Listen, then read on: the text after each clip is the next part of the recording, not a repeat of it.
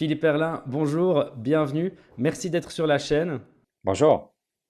Tu es économiste, tu es rédacteur écrivain en fait.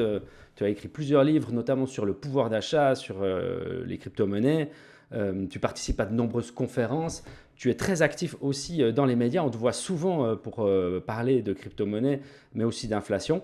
Et aujourd'hui, tu es avec nous pour parler de ce qui est en train de se passer sur les marchés, en particulier au niveau des prix, de l'inflation. Il y a un phénomène vraiment très puissant qui est en train de parcourir nos économies. Ça fait très longtemps qu'on n'a pas vu ça. Et voilà, j'aimerais que tu nous éclaires sur ce sujet-là pour introduire notre discussion. J'aimerais rappeler que tu as écrit donc le livre Pouvoir d'achat, le grand mensonge. Est-ce que tu peux commencer par nous expliquer la thèse de ce livre? Oui, alors rapidement, euh, j'explique que en fait l'INSEE minore l'inflation pour faire croire aux Français que leur pouvoir d'achat augmente. Donc j'explique que l'inflation est minorée et sous-estimée de deux façons différentes. La première chose, c'est que l'immobilier pèse très peu, il pèse seulement à hauteur de 6% du panier de la ménagère.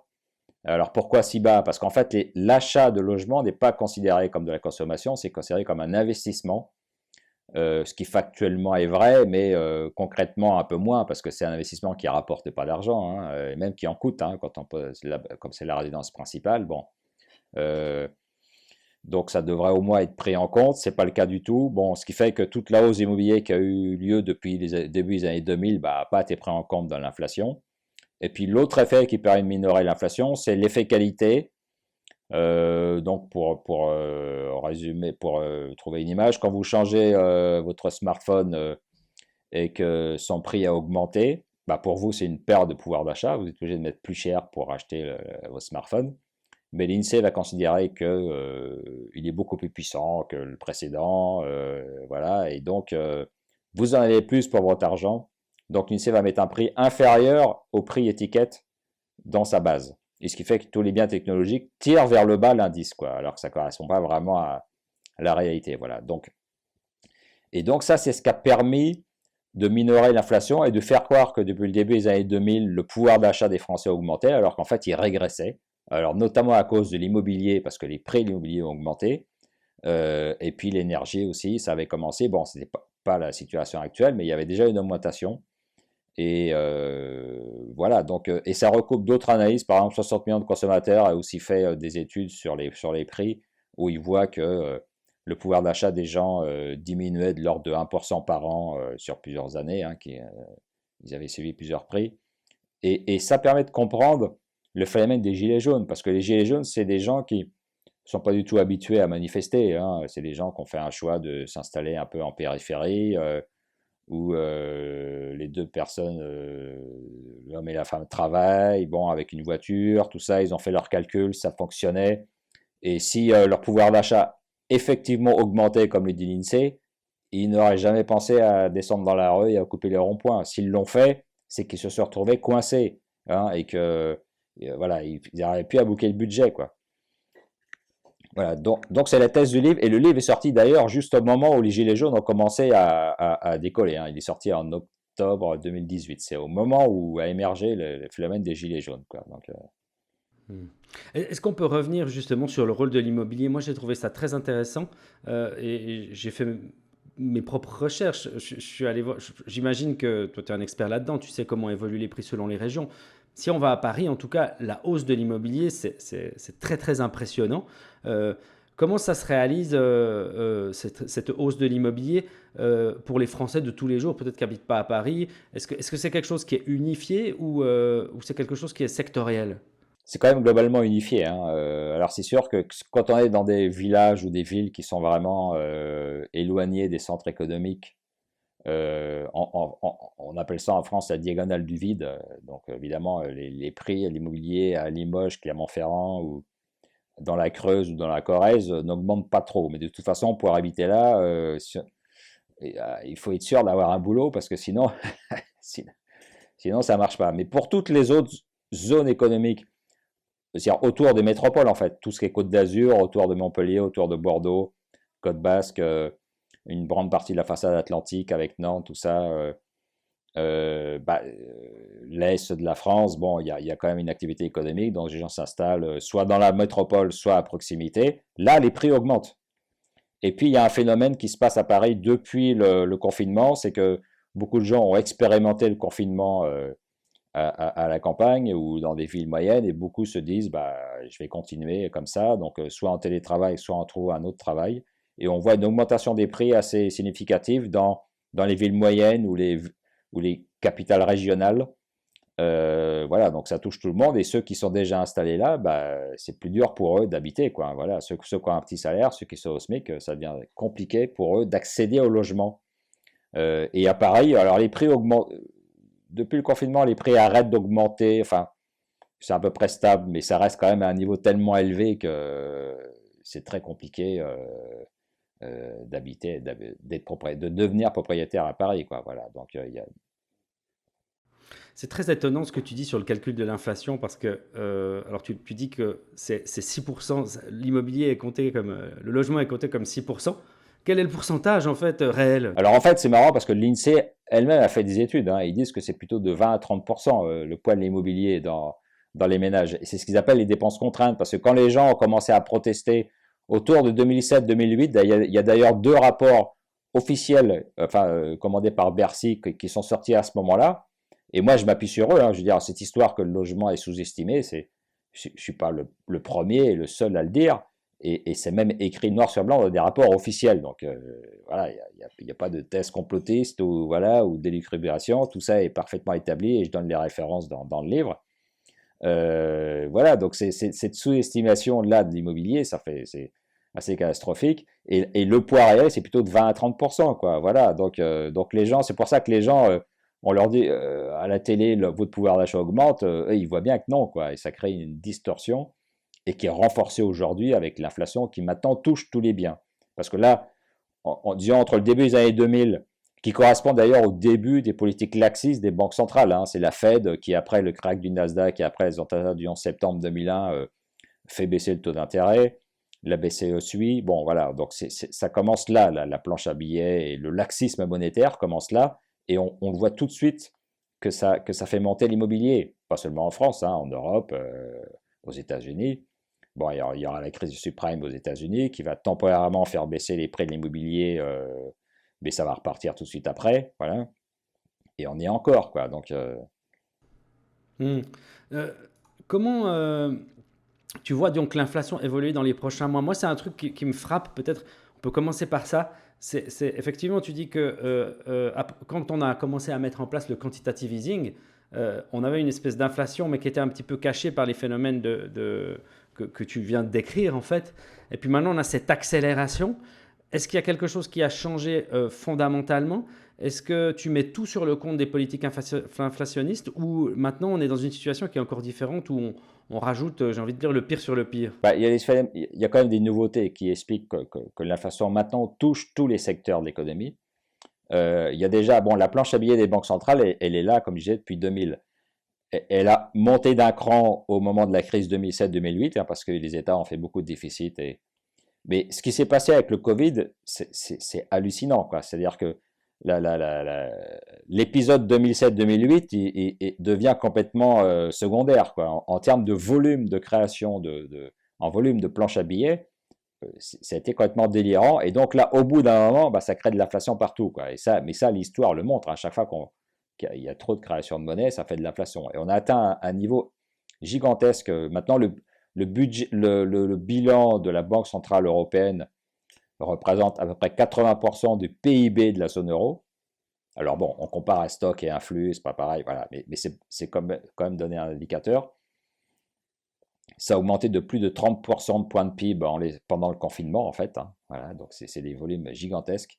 Donc là, au bout d'un moment, ça fait de l'inflation partout. Il y a un autre phénomène qui explique aussi l'inflation, c'est la transition énergétique, parce que ça coûte extrêmement cher, parce que il faut subventionner les éoliennes, il faut subventionner la voiture électrique, qui sans subvention, ça ne peut pas marcher, hein. Donc tout ça, ça fait exploser, c'est une tendance lourde qui fait grimper les prix de l'énergie, hein. Le fait d'abandonner les énergies fossiles, d'arrêter l'extraction et d'arrêter la recherche aussi d'énergie fossile, hein, depuis plusieurs années. Euh, et de basculer vers l'électrique, tout ça, ça fait monter les prix. Donc ça, c'est aussi une force vraiment profonde et de longue durée. Et puis, il y a eu, après le Covid, il y a le redémarrage des chaînes logistiques qui a aussi expliqué, avec des goulots d'étranglement, qui a aussi expliqué l'inflation. Et puis, il y a la guerre en Ukraine. Mais c'est pas seulement la guerre en Ukraine elle-même, parce que même s'il y a un accord de paix qui se fait en Ukraine, on espère que ça va intervenir le plus rapidement possible, même s'il y a un accord de paix, le prix de l'énergie ne va pas se remettre, il va pas revenir au niveau antérieur, parce que les sanctions contre la Russie, elles vont durer, parce qu'il y a vraiment une volonté de punir la Russie de la part des États-Unis et de l'Europe. Donc, les achats de gaz russe et de pétrole, ils vont s'arrêter pour l'Europe. Et il va falloir trouver d'autres fournisseurs. Et eux, les fournisseurs, ils font pas trop d'efforts parce que l'OPEP ne veut pas augmenter sa production, quoi. Parce qu'évidemment, eux, ils voient l'argent rentrer, donc ils vont pas trop se fatiguer à augmenter la production pour faire baisser les prix. Donc même après une signature d'un traité de paix en Ukraine et l'arrêt de la guerre, les prix de l'énergie resteront très élevés, beaucoup plus qu'au niveau antérieur. Et puis ce qui est aussi nouveau, c'est que ça va aussi toucher les autres matières premières, hein. On voit, toutes les matières premières montent, et notamment les matières premières nécessaires à cette fameuse transition énergétique. Parce que quand j'ai dit tout à l'heure que la transition énergétique avait besoin de subventions, c'était d'après les chiffres, les modèles, les prix anciens, mais là, les prix de toutes les matières premières nécessaires à la transition énergétique sont en train d'exploser, notamment pour les batteries, lithium, cobalt, nickel, hein, qui sont nécessaires pour les batteries, sont en train d'exploser, et les puces, les terres rares aussi. Et il y a une info dont on n'a pas beaucoup parlé, mais qui pour moi est cruciale, c'est que ça date d'un mois ou deux, des pays producteurs de lithium importants en Amérique du Sud, donc il y a la Bolivie, l'Argentine et puis un troisième que j'ai oublié, ont décidé de se concerter, c'est-à-dire en gros de faire une sorte d'OPEP du lithium, hein. Et quand on sait que les autres gros producteurs de lithium, c'est la Russie et l'Ukraine, on peut se dire qu'il y a vraiment peu de chances que le prix du lithium baisse, hein, parce qu'il a explosé. Tout ce qui est lithium, cobalt, nickel, les prix ont explosé ces dernières semaines. Mais encore une fois, quand la paix sera signée, quand la guerre sera arrêtée en Ukraine, les prix du lithium, du cobalt ne vont pas revenir au niveau antérieur, hein. Ils vont faire en sorte, les producteurs vont faire en sorte de profiter de cette rente. Et donc, ça va encore renchérir le coût des batteries, et donc ça va renchérir le coût de la transition énergétique. Et tout ça, c'est de l'inflation. Et il faut bien comprendre que quand l'énergie augmente, tout augmente parce que tout le monde consomme de l'énergie, hein. Si un boulanger, il a besoin d'un four, donc il consomme beaucoup d'électricité, et il a besoin d'une chambre froide, hein, pour vendre sa pâtisserie et ses sandwichs. Et tout ça, c'est pour un boulanger, la facture d'électricité, c'est un gros budget, voilà. Donc donc lui, au bout d'un moment, il va être obligé de répercuter ça sur le prix du pain et le prix du sandwich et de la pâtisserie, voilà. Donc, et c'est vrai pour tous les secteurs de l'économie. Donc c'est pour ça qu'on est vraiment parti pour une inflation importante et durable. Alors, je comprends que les prix vont rester très hauts, mais est-ce qu'on est dans une situation où on a vraiment perdu le contrôle des prix et tu vois vraiment une spirale se mettre en place ou plutôt une stabilisation vers des prix élevés? Alors ça c'est la grande question. Je pense qu'aux États-Unis, ils peuvent aller vers une stabilisation parce que la Fed est en train d'augmenter les taux d'intérêt. Et il faut savoir que les États-Unis sont dans une situation complètement différente, c'est qu'eux, ils sont autonomes énergétiquement. Ils sont indépendants, quasiment, en termes énergétiques. Et donc là-bas, le prix de l'essence augmente. Donc pour le consommateur, c'est compliqué. Mais les groupes pétroliers américains, eux, ils voient leur rentrée, leur chiffre d'affaires augmenter. Donc ils gagnent plus d'argent. Ce qui fait qu'au niveau du revenu national, eh ben, c'est stable pour les États-Unis. Alors évidemment, on peut déplorer que le consommateur paye plus. Voilà. Mais en tout cas, le revenu national, il va être globalement stable. C'est-à-dire que l'inflation énergétique aux États-Unis n'appauvrit pas globalement les États-Unis, hein. Et même quand ils en vendent à l'extérieur, ça fait des rentrées. Alors que l'Europe produit très peu d'énergie fossile. Donc l'augmentation des prix de l'énergie, c'est de l'argent qui quitte les frontières de l'Europe pour aller alors en Russie en ce moment, au Moyen-Orient, Maghreb, Algérie, tout ça. Donc ça, c'est de l'argent qui s'en va. Donc c'est un appauvrissement.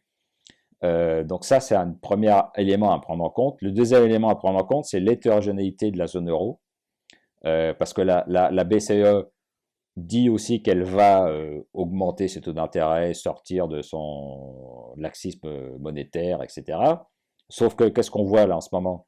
Bon, on voit une explosion du taux à 10 ans de la dette italienne. La dette italienne à presque 4%, et même la dette française. Hein. La dette française, le taux à 10 ans de la dette française était longtemps à 0%. Là, il est en train de grimper à grande vitesse. On est à 2%, on vient de dépasser les 2%. Et si on doit financer le déficit budgétaire à 2 ou 3% de taux d'intérêt, là, ça change complètement la donne. Hein. Et donc, la charge de la dette va augmenter. Et s'il y a un problème de défiance vis-à-vis de la dette italienne ou vis-à-vis de la dette espagnole ou française, à ce moment-là, la BCE ne pourra plus augmenter ses taux et sera obligée d'arrêter. Alors que la Fed n'a pas ce risque-là. C'est ça qu'il faut bien comprendre. Parce que s'il y a un risque d'explosion de la zone euro, la BCE sera obligée d'arrêter et même de refaire une série de planches à billets. Parce que qui dit crise souveraine, au bout d'un moment, ça se transmet au secteur bancaire. Le secteur bancaire italien, il est très précaire. Hein. Donc, la BCE risque d'être obligée d'arrêter le relèvement des taux et de refaire de la planche à billets pour soutenir le secteur bancaire italien, pour soutenir l'État italien. Il va y avoir des élections en Italie en 2023, donc là, il y a beaucoup d'enjeux là-dessus. Et donc, si on repart d'une planche à billets en Europe, on peut basculer vraiment d'une inflation extrêmement élevée dans de l'hyperinflation. Hein. Donc ça, c'est un risque, à mon avis, dont on ne parle pas aujourd'hui, mais qu'il faut bien prendre en compte, c'est que voilà, l'éternité de la zone euro risque de causer énormément de problèmes, quoi. Tu l'as bien dit, hein, la politique des banques centrales, elle est clé pour comprendre tout ça. Voilà, quelle appréciation tu fais, toi, des décisions qu'elles ont prises? Est-ce qu'elles sont contraintes ou est-ce qu'elles auraient pu faire les choses différemment pour qu'on ne soit pas aujourd'hui dans une situation aussi tendue? Bah, on est dit, les banques centrales sont indépendantes. En fait, non, quoi. Les banques centrales sont contrôlées par l'État et pour financer leur déficit budgétaire. Voilà, c'est aussi simple que ça. Si la banque centrale était vraiment indépendante et dirigée par quelqu'un de rigoureux, c'est-à-dire pas Christine Lagarde en l'occurrence, hein, moi j'aurais préféré que ce soit Jens Wadman, l'ancien patron de la Banque centrale allemande, qui soit nommé. D'ailleurs, il était en balance avec elle, hein, et puis finalement c'est Macron et d'autres qui ont réussi à pousser que ce soit Lagarde. Bon, si la Banque centrale était dirigée par Jens Wadman, il leur a dit il y a trop de déficit, j'arrête la planche à billets, c'est-à-dire j'arrête moi, la Banque centrale, de racheter vos dettes. Ou en tout cas, je rachète un tout petit peu, débrouillez-vous pour le reste. Les taux d'intérêt auraient monté, ça aurait obligé les États à serrer la vis et à limiter leur déficit budgétaire. Pour moi, c'est comme ça que je conçois une banque centrale indépendante et sérieuse. Voilà. Mais c'est pas le cas. C'est pas le cas. Ce serait au prix d'une forte contraction économique, on est d'accord, mais c'est le prix à payer pour revenir à une politique plus équilibrée. La contraction, on l'a eu avec le Covid. Alors, on va pas, ça c'est tout à fait un autre sujet, mais moi je considère que les confinements étaient injustifiés, hein, donc d'un point de vue strictement sanitaire. Bon. Ça aurait peut-être amené les États à se poser des questions sur vraiment, est-ce qu'il est vraiment utile de confiner toute l'économie pour une maladie qui touche essentiellement les personnes âgées et fragiles. Bon, voilà, enfin, mais bon, ça c'est un autre sujet. Mais en tout cas, ça aurait obligé les États à limiter les effets du confinement, en tout cas, quoi. En tout cas, voilà, ça n'a pas été le cas. Donc on a eu la récession, hein, parce que pendant 2020, il y a eu la récession due au confinement. Et voilà, et tous les déficits ont été financés par la BCE. Donc pour moi, c'est une erreur, quoi. Voilà, maintenant on le paye aujourd'hui. Est-ce qu'on va donc se reprendre une récession? Parce que maintenant, on a un resserrement monétaire, on a les taux qui augmentent partout, le prix de la dette qui augmente. Ça va être extrêmement difficile de supporter ça pour l'économie. On voit déjà les bourses là qui souffrent beaucoup. Ça va probablement arriver sur l'immobilier. Comment tu vois l'économie entre guillemets réelle évoluer dans les prochains mois? Est-ce qu'il faut qu'on s'attende à, en plus d'avoir des prix élevés, avoir du chômage, des faillites, des choses comme ça? Bah, la récession, en fait, on y est déjà. Hein. En France, sur le premier trimestre, on était en récession, d'après INSEE, moins 0,2. Bon. Et toutes les prévisions de croissance sont revues à la baisse en Europe et aussi aux États-Unis. Donc, de toute façon, quand l'inflation augmente et que les salaires ne suivent pas, le pouvoir d'achat est complètement écrasé. Et donc, automatiquement, bah, ça fait une perte d'activité énorme pour beaucoup d'entreprises. Et voilà, déjà, on voit par exemple le bio, tout ce qui est produit bio dans l'alimentaire, sont en train de chuter fortement, quoi, parce que les gens, bah, il n'y a plus d'argent, donc voilà, on laisse tomber le bio, puis on va vers les produits classiques. Et donc, par exemple, le secteur du bio en ce moment dans l'alimentation, il souffre. Voilà, il y a plein de secteurs comme ça parce que les gens sont en train de revoir de revoir leur structure de consommation de façon très rapide, hein, en fonction de la baisse de l'inflation, enfin de la baisse du pouvoir d'achat. Et voilà, donc la récession, on y est déjà, et malheureusement, bah, ça va rendre difficile le resserrement monétaire, quoi, voilà. Hmm. Maintenant, j'aimerais qu'on se mette un petit peu dans la peau d'un investisseur. J'ai souvent entendu ces dernières semaines qu'il n'y a plus nulle part où se cacher. Mais si on regarde ce qui se passe avec l'or, euh, ça s'est quand même avéré une super bonne protection ces derniers mois, puisque c'est relativement stable, même si ça n'a pas vraiment augmenté. Euh, Toi, comment tu... Je sais que tu t'intéresses beaucoup à l'or déjà. Est-ce que c'est vraiment une bonne protection contre l'inflation à un moment où il y a les taux d'intérêt qui montent et que peut-être les gens veulent s'orienter vers les obligations? Comment tu fais l'équilibre entre ces choses-là, toi? Alors le fait que les taux d'intérêt remontent, ça peut être mauvais, dans l'absolu, ça peut être mauvais pour l'or et bon pour les obligations, mais est-ce qu'il est intelligent d'acheter de la dette italienne aujourd'hui? Je ne suis pas sûr. Donc, moi, je considère qu'il faut avoir de l'or. Personnellement, j'en ai. Voilà, parce que ça, il y a un vrai historique, un vrai track record. Voilà, l'or protège le pouvoir d'achat sur la longue durée, et ça, c'est indubitable. Voilà. Donc, pour moi, il faut en avoir une part significative, voilà, dans un patrimoine, quoi. C'est vraiment une façon de se protéger. Et puis, l'avantage de l'or, c'est que c'est accessible à tout le monde, parce que l'immobilier aussi protège. Évidemment, si vous avez un appartement à Paris, bon, même s'il y a une récession et que les prix peuvent baisser, ils vont jamais s'effondrer vraiment. Ils vont jamais s'effondrer vraiment à Paris ou voilà. Mais pour accéder à l'immobilier, il faut une mise de fonds importante, hein. L'or, c'est accessible à tout le monde. Voilà, on peut acheter le Napoléon, il y a un peu plus de 300 euros. Bon, voilà, on peut en acheter 5 ou 10, et puis voilà, quoi. C'est accessible à tout le monde. Donc c'est une façon simple et rapide et accessible à tous de se protéger contre l'inflation. Voilà. Et d'avoir de l'argent, on se dit dans 5 ans, dans 10 ans, il aura le même pouvoir d'achat. Il n'y a pas beaucoup de produits aujourd'hui qui peuvent garantir ça, quoi. Hein, c'est clair. Et je sais que tu recommandes spécifiquement l'or physique et pas l'or papier. Ah oui, parce que l'or papier, enfin les ETF or, le problème c'est que s'il y a une grosse crise, si la crise devient vraiment difficile, est-ce qu'on pourra toujours avoir accès à l'or physique? Est-ce que ces ETF vont pas sauter? Bon, moi je fais confiance qu'à l'or physique, hein, je veux dire, c'est clair, quoi. Voilà. Bon. Chacun prend ses risques, mais moi voilà, c'est. Il y a un autre actif qui est peut-être un petit peu plus polémique, sur lequel toi, tu as été vraiment un précurseur en France. Tu as écrit un livre très tôt, je ne sais pas quand la première édition est sortie, mais tu l'as réédité, je crois, cette année. Bitcoin, comprendre et investir. Tu t'intéresses aux crypto-monnaies en général, surtout au Bitcoin. J'aimerais que tu nous présentes ton hypothèse en fait par rapport au Bitcoin. Pourquoi c'est intéressant? Toi qui es expert de la monnaie, qui a étudié ça depuis des années et des années, à quel moment tu t'es dit, tiens, ça c'est une monnaie qui est intéressante et qui a vraiment quelque chose à offrir aux gens qui veulent se protéger ou peut-être faire un bon investissement? Alors moi je me suis intéressé presque au début, parce que vers 2012 à peu près, hein. Fin 2012, début 2013. Euh, voilà, à peu près 2014. Voilà, c'est ces années-là où j'ai commencé à étudier, à comprendre à peu près comment ça marchait. Voilà, ça s'est pas fait du jour au lendemain, mais bon, voilà. Donc je m'intéresse depuis longtemps, et pour moi c'est aussi une bonne protection. Alors évidemment, si on a pu en acheter à cette période-là, aujourd'hui on est assez tranquille. Maintenant, est-ce qu'il faut en acheter aujourd'hui? Moi je crois qu'il faut aussi en acheter aujourd'hui. Alors en ce moment là, il y a une baisse des cours assez sévère.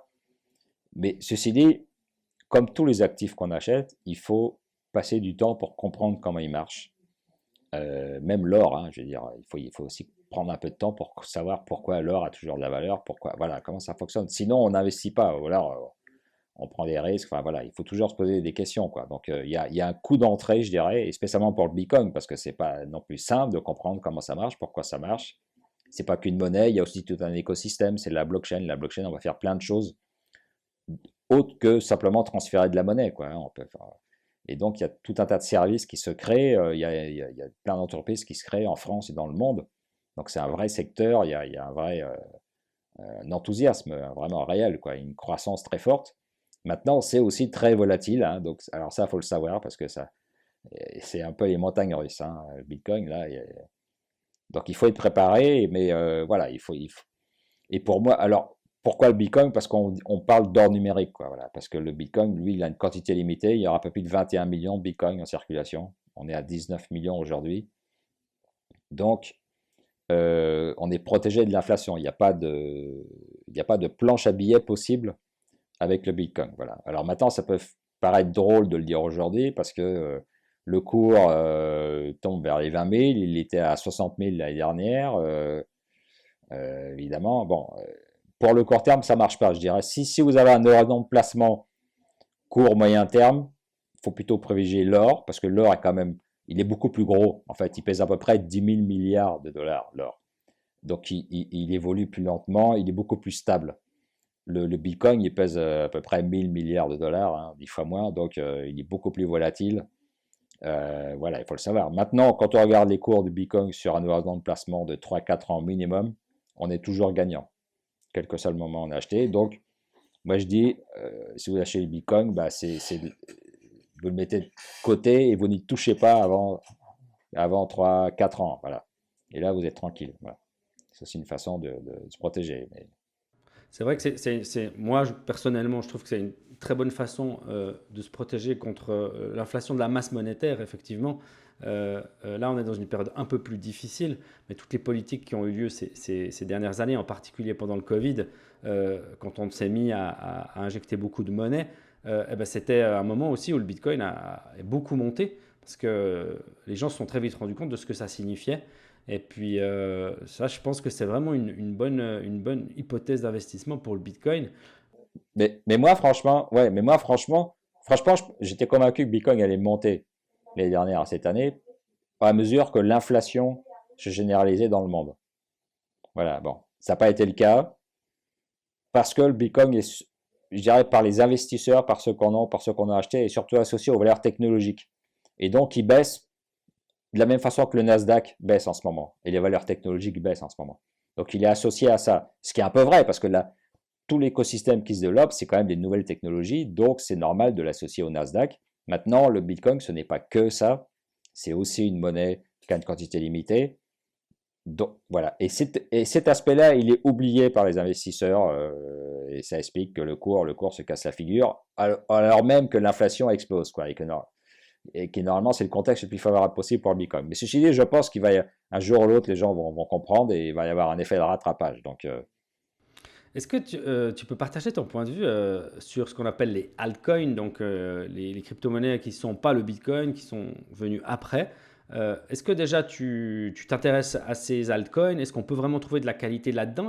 Et si on est un investisseur, à quoi il faut être attentif pour trouver un altcoin de qualité? ouais, alors moi, je suis plutôt maximaliste Bitcoin, mais pas exclusiviste, voilà, parce que, voilà, donc je considère qu'il faut mettre au moins la moitié de son portefeuille en Bitcoin, hein, au moins. Et puis ensuite, il y a d'autres cryptos importantes. La première étant l'Ether, hein. Et il faut acheter les deux parce que les deux sont leaders dans le secteur. C'est-à-dire pour tout ce qui est réserve de valeur, c'est le Bitcoin de façon incontestable. Et, enfin, paiement aussi. Et pour le côté blockchain, c'est l'Ethereum quoi, qui a triomphé. Il y a beaucoup de concurrents, mais ils sont loin derrière, quoi, voilà. Donc on peut être assez tranquille en achetant ces deux cryptos. Ensuite, il faut regarder chaque projet. Si on achète un concurrent de Bitcoin ou un concurrent d'Ethereum, moi j'ai dit attention parce qu'il y a quand même peu de chances qu'ils arrivent à rafler la place de numéro un, soit à Bitcoin, soit à Ethereum, hein.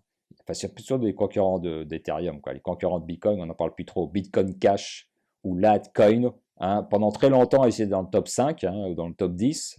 Maintenant, ils sont en train de sombrer complètement. Donc, des concurrents de Bitcoin, je crois que maintenant, plus personne n'en parle, alors qu'en 2017, on en parlait pas mal, quoi. Maintenant, il y a pas mal de concurrents annoncés à Ethereum, mais bon, ils n'ont pas l'air de trop performer.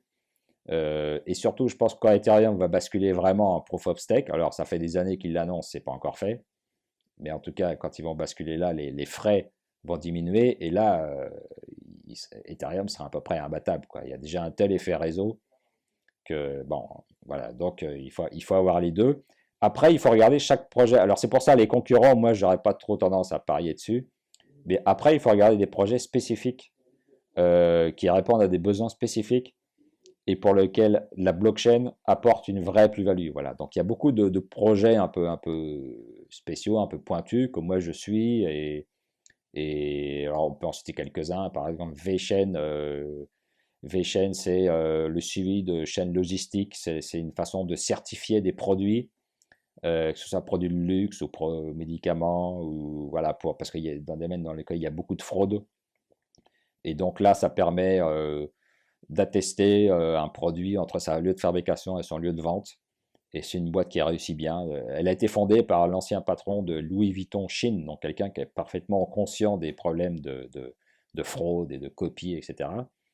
Et c'est une boîte qui marche bien, qui signe des partenariats. Donc ça, voilà, c'est pas que de la com, hein. Ils signent des partenariats, ça, voilà, ça fonctionne. Donc c'est un beau projet qui marche. Un autre exemple qu'on peut citer, c'est Basic Attention Token, qui est lié à un navigateur internet qui s'appelle Brave. Alors Brave, c'est un navigateur qui protège beaucoup la vie privée et surtout qui ne va pas vous balancer des pubs que vous voulez pas. C'est-à-dire vous dites vous-même ce qui vous intéresse comme publicité et vous êtes récompensé de l'attention que vous portez à ces publicités en touchant des tokens, des BAT, des Basic Attention Tokens. Bon. Et ça marche bien parce que le navigateur Brave voit son nombre de téléchargements augmenter, d'utilisateurs augmenter. Donc ça, c'est un indicateur réel, concret, quoi.